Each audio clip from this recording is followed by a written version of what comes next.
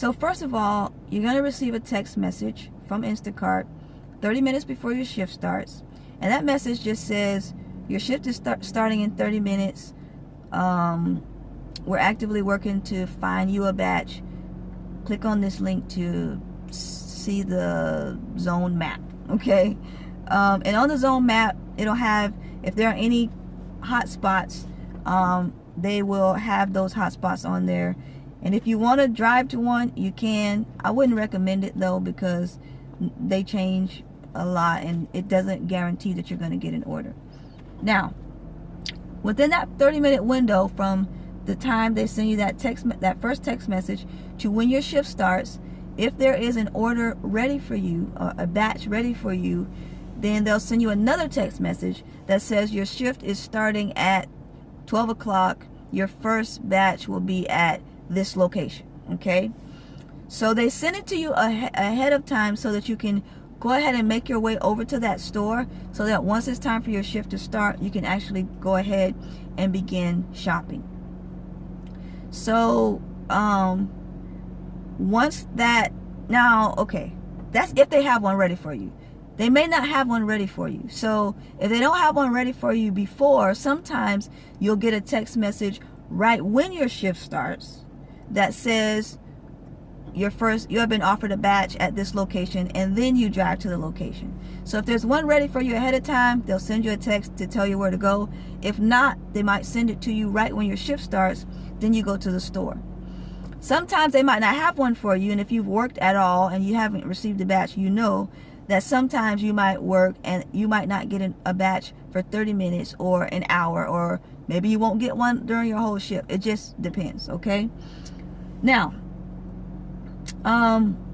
once they actually send you the batch though, they'll send you a text message that says you have been offered a batch at this location.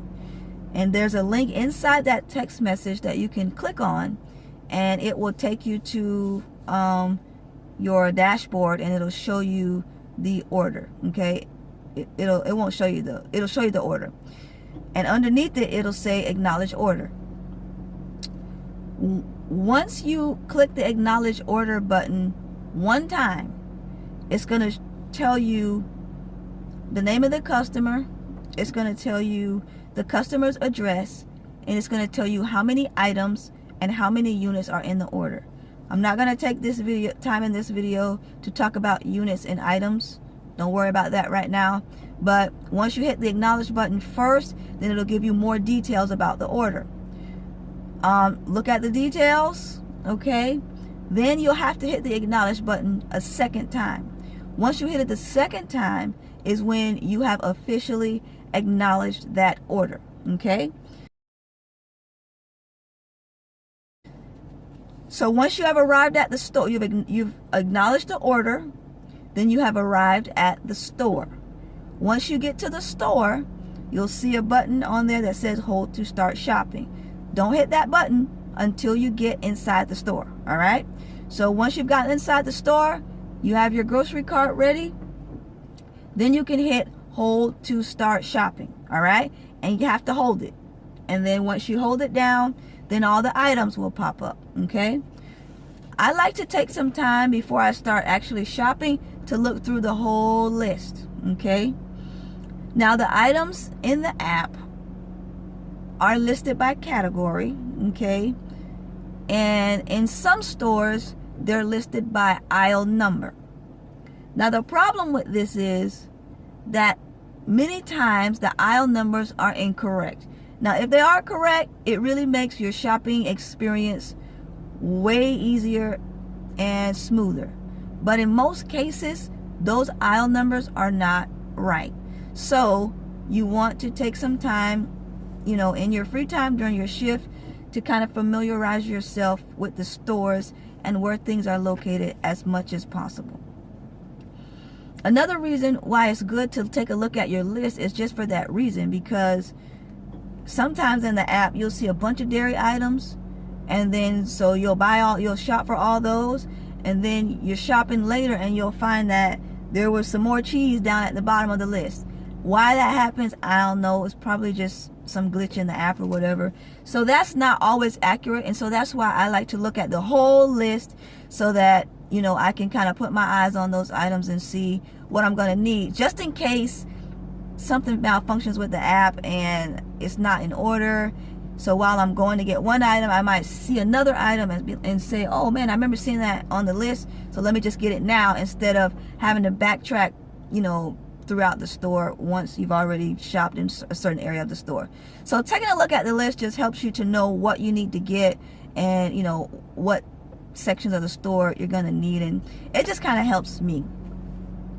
It also is a good idea to take a look at all your items before you start shopping, because you might have some deli items on there or some specialty items that you have to wait in line for at the deli or the meat counter or whatever.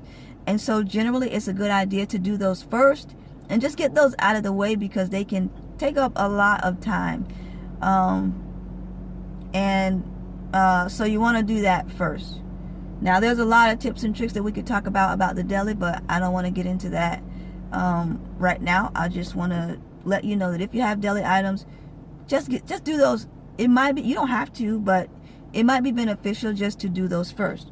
Once you have your deli items, then I would suggest just starting at one end of the store and then just working your way across the store. Once you find an item, you want to click on that item and then scan it. Okay, if you just need one of those, then once you scan it and it's the right item, it'll just go away.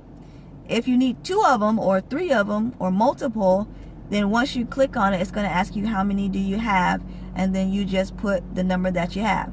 Now if they ask for three of them and they only have two of them, just get the two. Okay,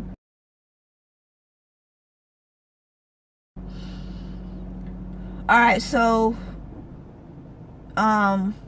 what to do if they don't have an item that you need? In that case, there's a button that says I can't find item.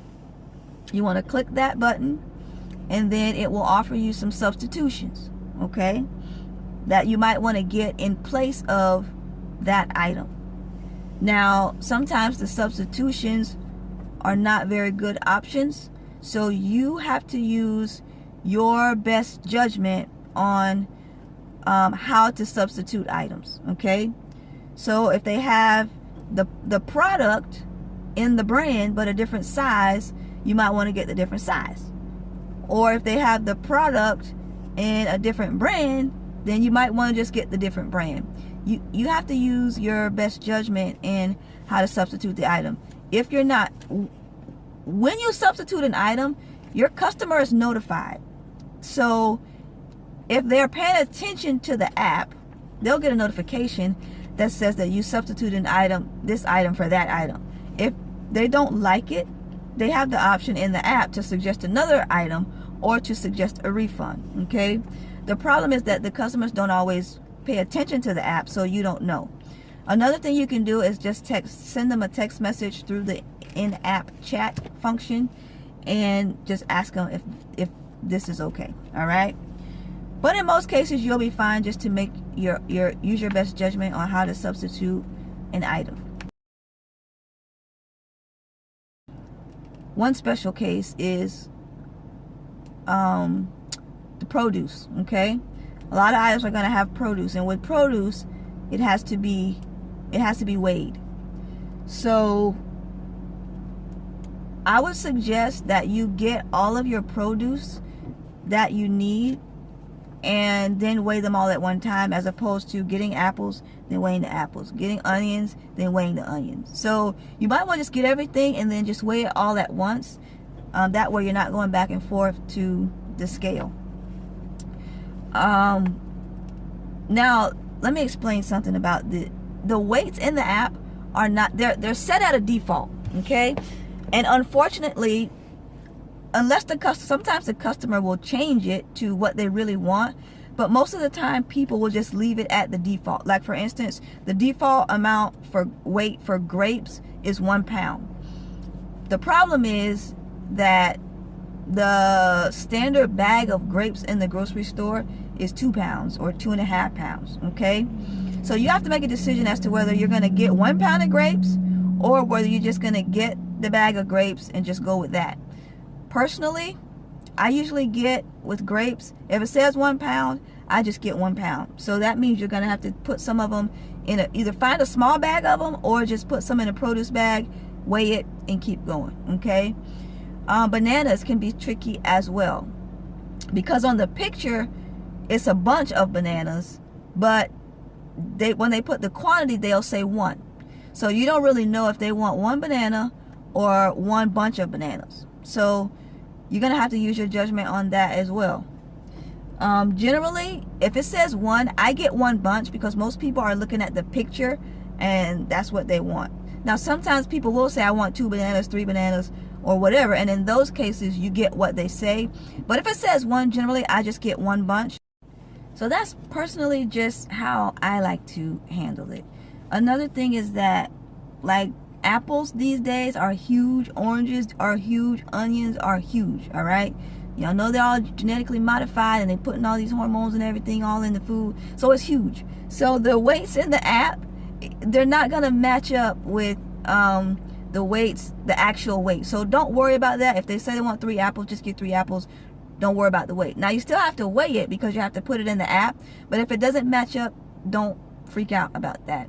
Also, meat, there's a default weight in the app for meat. So it might say 1 package of chicken breast, that's 1.33 pounds. Okay, sometimes it might be 1.5 pounds. So don't worry too much about the weights on things. Okay, just get, if they want 1 package, just get 1 package, and then whatever the weight just happens to be, just get that. All right, now do I try to get a close one? Yeah, I try to get a close one, but I'm not going to spend all day looking for one that's 1.33 pounds. Okay, I just got an order here. Let's see, I'll show you guys the text message and all that. So I got to refresh my app. Oh, this one is a double, and it is, oh, one of them is 11 items and 15 units, and one of them is 45 items and 47 units. So I'm going to acknowledge the order again. So that was my second time, and so now it says hold to start shopping. So I'm gonna go do that. This store is like 2 minutes away from where I am right now. Okay, so don't freak out about the weights. Okay, another thing, cold and frozen items, try to shop for those towards the end of your shopping so that they can stay cold or frozen. Instacart will require you to have some sort of cooler or insulated bag, and if you haven't done so already, you will be asked to take a picture of it and email it to them so that they can approve it. Okay, make sure you use those to put the groceries in so that they can stay at the proper temperature while you transport them. The last thing I want to talk about is the checkout process. Okay, the checkout process, in the app, once you have found all the items, it'll say go to checkout. Hit go to checkout. Okay, once you do that, it'll say review the items. For most customers, the default says that the customer does not want to be contacted about changes. In that case, you can just hit the next button. There's like a few green buttons that pop up. I rarely even read them, but it just says show the PLU number and all that stuff. Just keep hitting the green buttons. Okay, and once you see one that says waiting for card swipe, it's not really waiting for card swipe. If you just wait a few seconds, it's gonna flash, but if you wait a few seconds, it'll turn green and you can just hit that button. So you don't have to wait through all those steps. Just whenever the green button, read it so that you know what it says, so you don't, just read it. But you don't have to wait for all those steps. Just hit the green buttons and then your checkout process is done. So you'll just of course, like you normally do, the cashier will scan all the items and all that, and then you can go ahead and swipe the card. Okay, do it as credit. I think in most stores, there are some stores where you have to do it as a debit, but I think in the app it will let you know that. But I think it's safe to say, at least for me in my zone, in the Publix that I generally work, I always do it as credit. And then once you see the enter PIN, just hit enter, okay? Because there is no PIN. Now, when I shop at ABC Liquor, I do have to do it as a debit, and then they'll send you in the app what the PIN is, okay? After that, you're just gonna load them up and go to your delivery. When you go to deliver, once you hit swipe for delivery, then the customer will be notified that you are on your way. Once you arrive there, some customers, they'll just take the bags at the door. Other customers may want you to come in and put them on the kitchen counter, okay? I don't have a problem with that, going in and putting them on the kitchen counter. It's no big deal to me. That's going to be up to you how you handle that. But in most cases, they just want you to they'll take them at the door. Sometimes they'll come out to the car and help you get them out, rarely. But sometimes it does happen. You may have to make multiple trips, and we'll talk about getting a cart. We'll talk about that in another video. But my phone is running out of memory, so I got to end this video right here. I hope it was a blessing to you, and I hope that you have fun on your first shift and make some money. All right, I'm gonna go shop this order, and I'm gonna edit this video and get it up for you guys. All right.